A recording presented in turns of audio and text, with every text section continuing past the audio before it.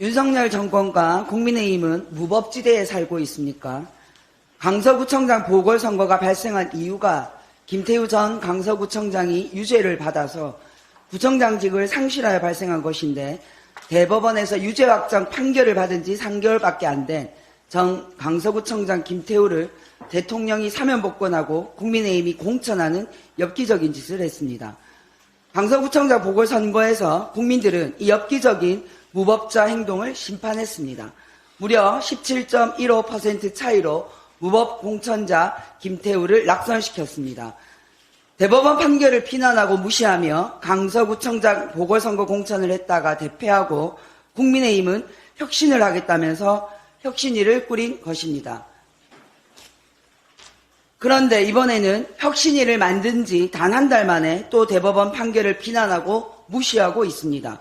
국민의힘은 윤석열 대통령 장모 최은순 씨가 대법원 유죄 확정 판결을 받자마자 대법원 판결을 또 비난하고 있습니다. 윤석열 대통령 장모를 문재인 정부 검찰이 무리하게 기소했기 때문에 억울하답니다. 또 대법원 판결을 부정하고 비난하고 있습니다. 대법원 판결을 부정하다 망해서 혁신위를 만들면 뭐합니까? 혁신위 출범 한 달 만에 대법원 판결을 또 부정하고 있습니다.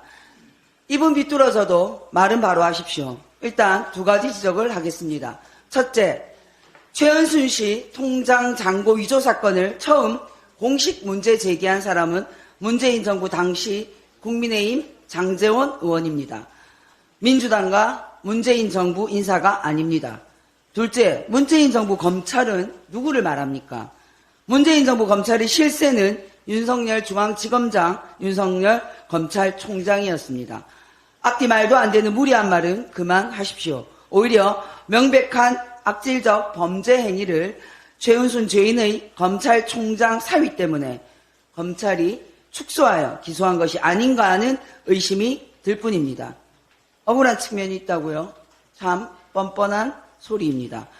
최은순 장모의 통장 잔고 위조를 포함한 성남시 도촌동 땅 투기 사기 사건은 전면 재수사되어야 합니다.